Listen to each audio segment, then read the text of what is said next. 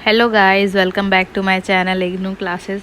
आज हम करने वाले हैं BEGC 134 का फर्स्ट चैप्टर, जो कि हम कंटिन्यू करेंगे अब। तो इसका ब्लॉक 1 का यूनिट 1 है, इंट्रोडक्शन टू द नॉवल। ये इसका हमने 1.3 कर लिया था। आज हम 1.4 करेंगे, टाइप्स ऑफ द नॉवल। तो in this section we shall take a look at the different type of novel. Critics down the ages have tried to classify novel into various type. जो क्रिटिक्स हैं उन्होंने जो novels हैं उनको काफ़ी तरीके से जो है डिफ़ाइन किया है। तो if we are to enumerate all types of novel may not be useful endeavor as no rigid classification is possible। मतलब अगर हम देखें तो एग्जैक्ट क्लासिफिकेशन पॉसिबल नहीं है, पर फिर भी एट द बेसिस इन लोगों ने मतलब कोशिश की है कि किसी तरीके से नॉवेल्स को दिखाया जाए कि इस तरीके के जो है मेन टॉपिक्स या नॉवेल्स होते हैं। तो however we do need typologies for the simple reason that they are convenient and they provided us with easy labels that help in knowing what to anticipate in a particular novel। तो first है extra disciplinary field, मतलब they are close to such sociological novels, psychological novels और politicals novel, historicals, religious novels at the science fiction. ये जो extra disciplinary novels आते हैं ये related रहते हैं सोशोलॉजी, साइकोलॉजिकल, पॉलिटिकल और हिस्टोरिकल नॉवल से। The second their subject matter as the utopian novel, जिसमें आता है crime novels, detective fiction and bildungsroman. तो third their literary style, structure, technique that is such a epistolary novel, जिसमें कि episodic होता है। इसमें जो चीज़ें होती हैं वो रियलिस्टिक होती हैं, नेचुरलिस्टिक होती हैं और स्ट्रीम ऑफ कॉन्शियसनेस होता है, यानी कि psychological novel of the novel of character. उसके बाद अगर हम बात करेंगे the particular emotion that they evoke such as a romantic novel and sentimental novels. Fifth में अगर हम बात करते हैं तो the particular class interest they evoke such a bourgeois novel और proletarian novels। The geographical area that they highlighted such as westerns, local color novels, the local colour novels और the novel of the soil, यानी कि geographical जो चीज़ें रहती हैं वो भी इसमें इंक्लूडेड रहती हैं। तो geographical area from which the novelist hail such as Indo Anglian novels, Commonwealth novels and African novels. तो ये सारी चीज़ें होती हैं जिस तरीके से इसमें जोग्राफिकल एटमॉस्फेयर या फिर ये सारी चीज़ें रिलेटेड इसमें इंक्लूड आती हैं। Apart from this there are other classification as well। let me begin by telling you about the novel of incident। मतलब इसमें novel of incident के बारे में बताया गया है, जिसमें good illustrate of this type of novel are the novels of Daniel Defoe। एक एग्जाम्पल दिया हुआ है डेनियल डेफो के जो नॉवल्स होते हैं वो इस तरीके के हैं। Novel of incident novel such as Robinson Crusoe, ये डेनियल डेफो का एक नॉवल है Robinson Crusoe, and the Moll Flanders। Both these novels are the picaresque narrative type, as the structure of these novels is episodic and rather than organized plot from, and both novels have a very convincing central protagonist। यानी कि ये Daniel Dafoe के कुछ novels हैं, Robinson Crusoe और ये mall Flanders, ये इस तरीके के नॉवेल्स हैं जिसमें पिकारेस्क नरेटिव है, ये टाइप है एक, और स्ट्रक्चर ऑफ द नॉवल जो है कि एपिसोडिक तरीके का होता है, मतलब एपिसोड में होता है ये, ठीक है। और the next type under discussion is the novel of character. अगला है नॉवल ऑफ कैरेक्टर, दैट में ऑल्सो भी नोन एज साइकोलॉजिकल नॉवल। इसको साइकोलॉजिकल नॉवल के नाम से भी हम लोग देखते हैं, पढ़ते हैं।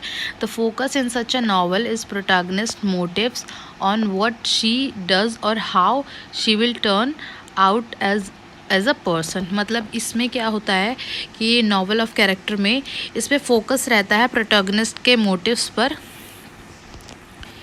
कि जो प्रोटैगनिस्ट है वो किस तरीके से चीज़ें करता है और एक पर्सन के तौर पर नॉवल में हमें दिखाई देता है। तो इसका एक एग्जांपल है सैमुअल रिचर्डसन का पमेला और वर्च्यू रिवॉर्डेड, ठीक ठीक है। ये सैमुअल रिचर्डसन जो राइटर हैं उनकी है, 2 नावल है जिसके एग्जाम्पल दिए हुए हैं।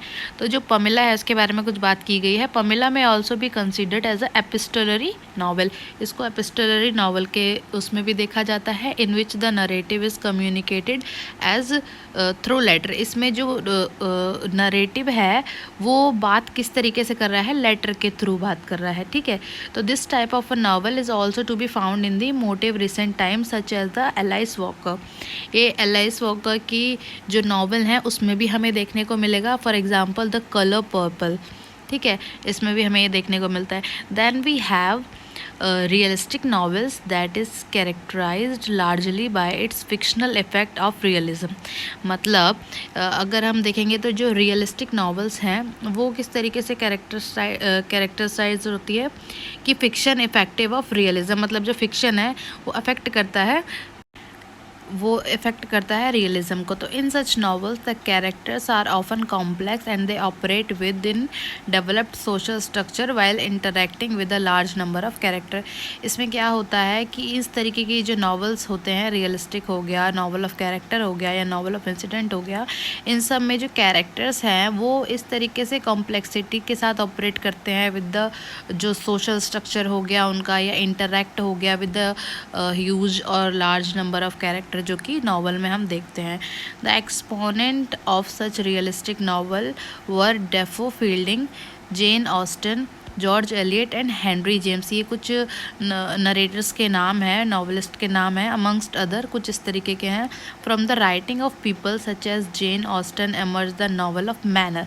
जो जेन ऑस्टन है उनका है एमर्ज किया हुआ नावल ऑफ मैनर, और a novel than that focus on the customs, conversation and way of thinking and valuing of a particular social class.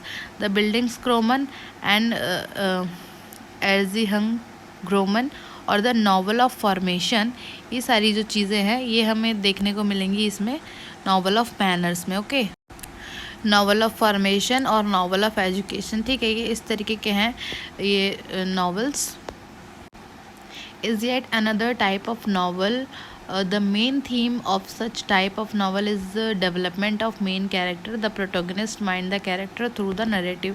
मतलब इन सब तरीके की जो नॉवेल्स होती हैं ना उसमें जो प्रोटैगनिस्ट होता है, मेन प्रोटैगनिस्ट कैरेक्टर जिसे हम कहते हैं, वो मतलब किस तरीके से कैरेक्टराइज होता है थ्रू द नरेटर। तो चार्लोट ब्रॉन्टे का जो जेन आयर है वो, एंड जॉर्ज एलियट का मिल ऑन द फ्लॉस ये, और इवन जेडी सेलिंगर का द कैचर इन दी राय, ये एग्जाम्पल्स हैं in such type of novels like novel of formation, ठीक है। तो there are other novels such as Harriet Beecher Stowe, Uncle Tom's Cabin और John Steinbeck the grapes of wrath. तो these are example of social novel. ये जो example मैंने बोले ये कुछ सोशल नावल के एग्जाम्पल्स हैं। If we have read either of these novels we find such novels are influenced by the prevailing socio economic condition of the age in which these novels were written. मतलब होता है ना, जैसे कि कोई writer है वो जिस टाइम पीरियड में या जिस एरा में नावल लिख रहा है, तो हर एक टाइम का एक सोशो इकोनॉमिकल कल्चर होता है, प्रिवेलिंग होता है, किससे कौन सी चीज़ें इन्फ्लुएंस्ड हो रही हैं। तो ये सारी चीज़ें सोशल नॉवेल्स में आती हैं जो यहाँ पे डिफ़ाइन की गई हैं।